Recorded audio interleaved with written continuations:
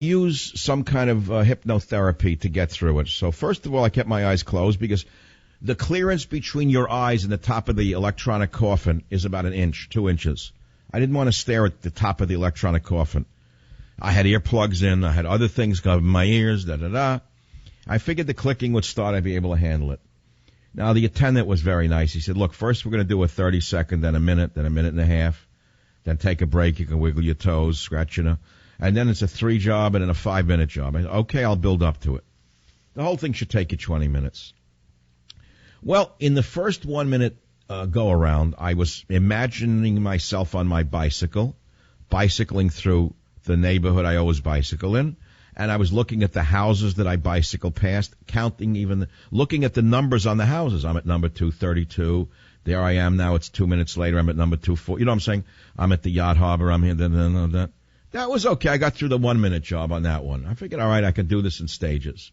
I'm doing fine. Well, by the time he got up to the 2 minute or the 3 minute one, the sound got so loud it was actually brain fracturing.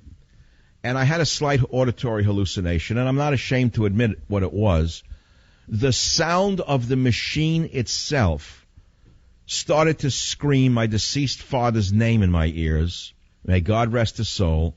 And the trauma of seeing him dead and buried in the year 1970 came flooding back into my eyes, because the death of my father was the single greatest trauma of my entire life, because he was a god to me, not just a father. He was a tough man from the old world. He never complained once in his life about a pain. He never took a day off from work for a cold. If he had a cold, he kept it to himself. He was an uncomplaining man. He was very stoic and very severe, of the old school type that those of you who come from that kind of family, even today, you get that from an immigrant family. That's the kind of guy he was. So when he died and I saw him in the coffin, it was, what can I tell you? Any son looks at a parent in a coffin, what is it going to be? Something you don't remember. And it shocks you. It's that simple. The point is that it was long ago, 1970. It was like forever ago, right? It's not that I forgot it, but I didn't live with it. Well, in that little MRI last night, what am I going to say? I had an auditory hallucination. Luckily, they have a thing you squeeze when you want the thing to stop, and it'll pull you out of it. I couldn't take it. It started to scream in my ears like in a torture chamber. His name over and over and over again, as loud as can be. I said, am I imagining this? And then I thought, guess what? Even if I'm imagining his name being pronouncedly pushed into my ears from the sound of the magnets, it doesn't matter, because I couldn't change the sound to any other series of syllables. It just wouldn't stop. And I pressed it. The guy took me out, and I said, look, I'm not going to be able to continue with it. And I explained why, and he was very nice about it. He said, look, don't feel ashamed.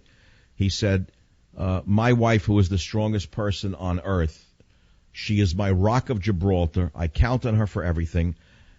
Went into one of these, and I was the controller out here, the lab tech, and he said she couldn't deal with it either, and she had to come out of it. So there are people who just can't handle certain things. But I will tell you this.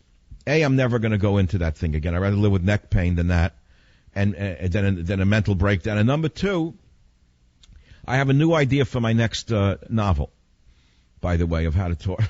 You know, this was worse than waterboarding. I got to tell you, I think the CIA ought to get some MRI machines over in Jordan somewhere, or Poland, and the next time they catch one of these Islamo-fascists trying to set off a bomb somewhere, they ought to slide him into the MRI and give him the little clicker and say to him, I'll tell you what, we're going to ask you one more time to tell us where the nuclear weapon is that you're hiding in New York or Pennsylvania. And if you don't, I think you're going to regret it. And when you're ready to tell us, press that little thing.